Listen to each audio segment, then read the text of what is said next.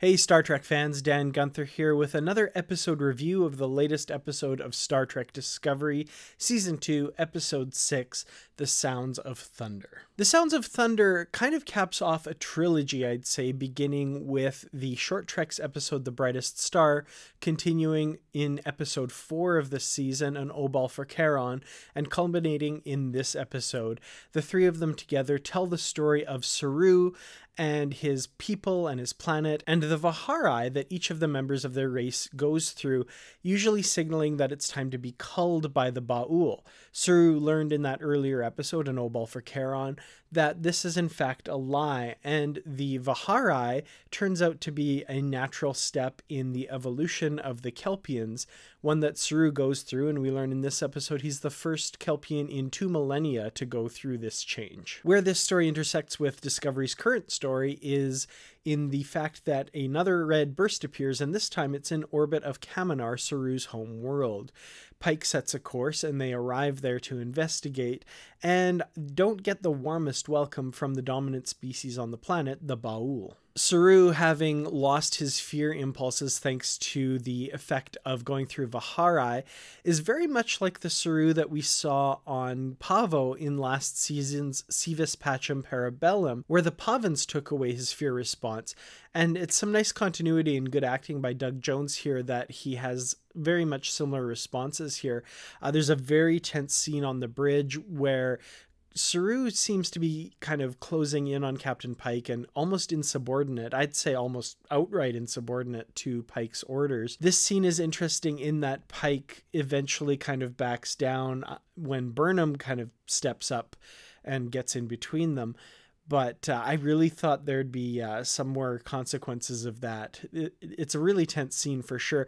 Acted very well and very good direction in this scene as well. I really liked how Saru is closing in on Pike's personal space. And Pike, of course, isn't giving an inch. He's holding his ground there.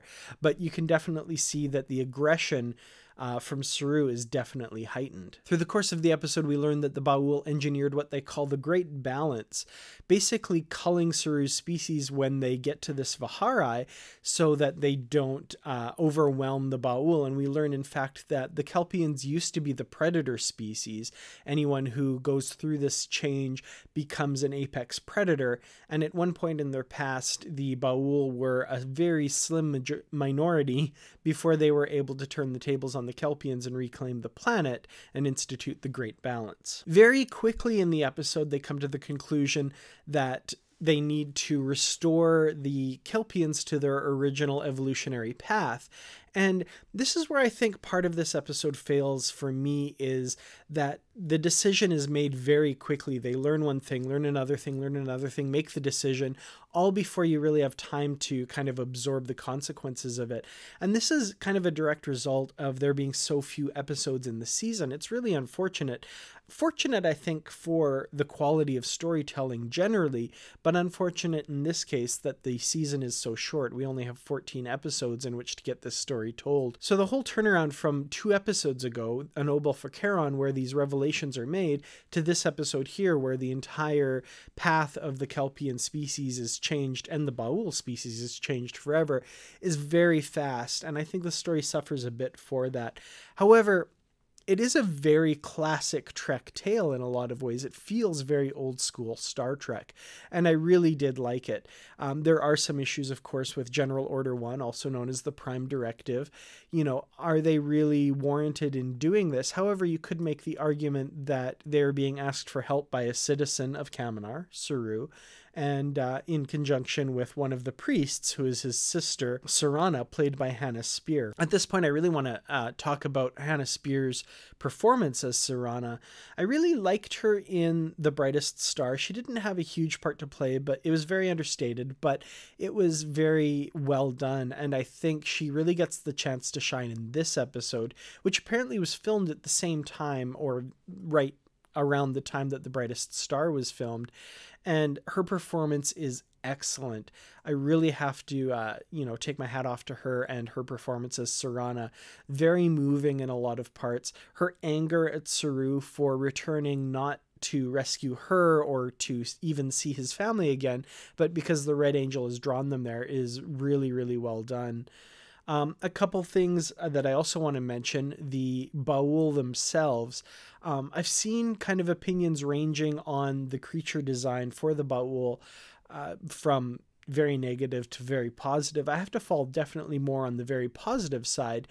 Apparently, most of it was done through practical effects, and the actor that they had to portray him is apparently a good friend of Doug Jones and does a lot of these performances in creatures for horror films. For example, he was Slender Man in the movie Slender Man and all that sort of thing.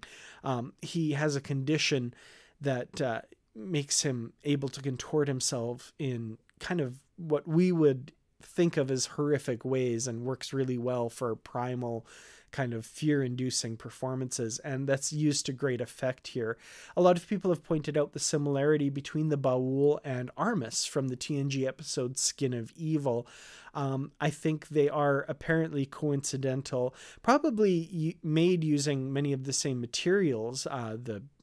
Famously, Metamucil and black printer's ink was used to create Armus, and apparently these effects were very practical in this episode as well. So I'd say there is probably a similar technique, and I would say that if Armus were done using today's visual effects and sensibilities, it would probably look a lot like the Baul. So really great effects there and great performances. Also, of course, Doug Jones is amazing. He always is. A lot of revelations as to the power that he now has as an evolved Kelpian, and now that all the Kelpians have. Kind of scary. I have to admit, I was a little bit scared of where the story was going to go. And of course, at the end, that's another thing with this episode, is there's a lot of unknowns for the future of Kaminar, and Discovery just moves on to the next assignment, and it's out of necessity. I mean, we've got to move on to the next story. It can't linger. But I would have liked, maybe this spread out over a couple of episodes. I know that's kind of taking a lot out of the season to do that, but, I really think this story could have used a little bit more room to breathe. Also in this episode, we get some interesting revelations about the Red Angel. Saru sees it very clearly. It appears to both him and Serana. It's very clearly a female form, and apparently wearing some sort of mechanized suit that's far beyond current Starfleet technology.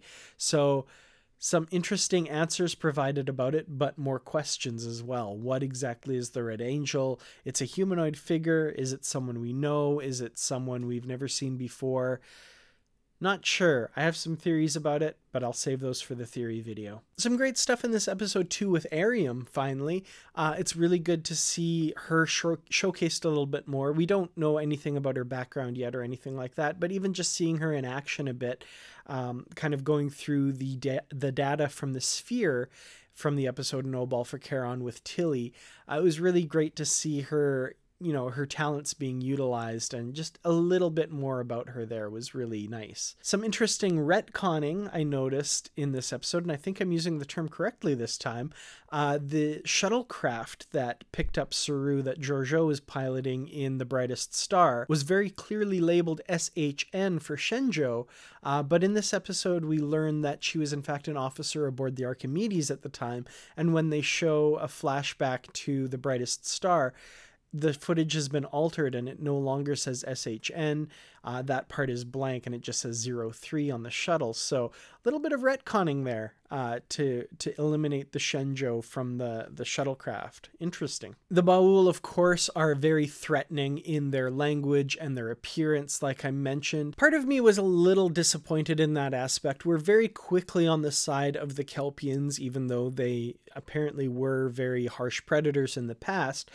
And I think part of that is because the Baul look so threatening. I do wonder if that is their true appearance, or if because the Kelpians respond so viscerally to fear-based stimuli, if that is maybe a look they've affected to kind of affect Kelpians more and really evoke that fear response. That said, I wonder how we would feel about this if the Baul turned out to be, small, timid-looking creatures that, they control this massive technology, but they are small and diminutive themselves. Would we have responded differently or not? I feel like making them so scary looking and so evil looking kind of played on our senses a little bit there. And I would have liked to have seen if that was maybe turned on its head a bit. How would we respond differently? All in all, though, I really did enjoy this episode. I think, like I said, it feels very much like a classic Trek tale. I'm really curious going forward if we'll see more of how Saru's behavior has changed. You know, I feel like it could be a storyline where Saru is battling this kind of more powerful, aggressive feeling that he has to kind of be able to get along with his shipmates and that sort of thing. Are we seeing more difficulties for him in the future in that regard? I would like to see that go forward and not forgotten.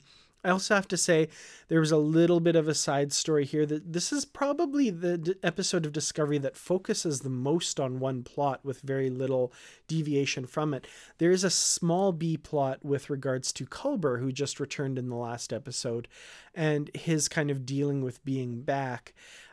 There's an interaction with Stamets that, you know, is a little bit of a cause for concern. Culber has been through a lot. He has severe PTSD, I think. And Stamets, I don't think he's ignorant to it. I think he's trying to be positive in order to help Culber be positive about it. But Culber's not there yet. He's obviously dealing with a lot. So I like those parallels between Culber and Saru in this episode, and also the fact that, you know, everything's not just hunky-dory again.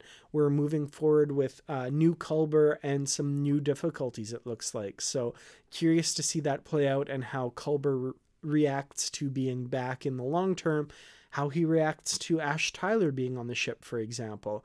You know, Ash Tyler murdered him. I'm sure Culber remembers that. You know, what would that be like to confront that? Speaking of Ash Tyler, there's also a little bit between him and Pike. We see the two opposing views of Section 31, who's very paranoid and thinks of the Red Angel as an enemy, and Pike, who comes down on the side of the Red Angel, maybe not being a savior, but being a positive force for sure. So while this is a debate that's not new for this season, it's definitely going to be one that we see play out between these two characters going forward.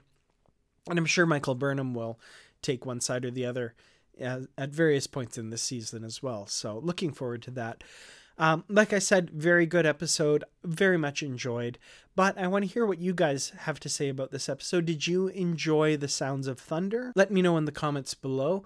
I want to say read every single comment you guys post, even though I might not respond to them or acknowledge them. I do read every single comment, so I really do appreciate your thoughts on the episodes and my videos as we go. Thank you all so much for watching. Thanks especially to the Patreon supporters for helping me bring this video to you. And everyone else, thank you for liking, sharing, and subscribing if you feel this video is worth it. And even if you don't do any of that, even just watching is really the best thing you can do. I really do appreciate it. Thank you so much. I'll see you all in the next video. And until next time, make sure to duck if you see any weird spiny things coming out of the back of a Kelpian's head. That was creepy.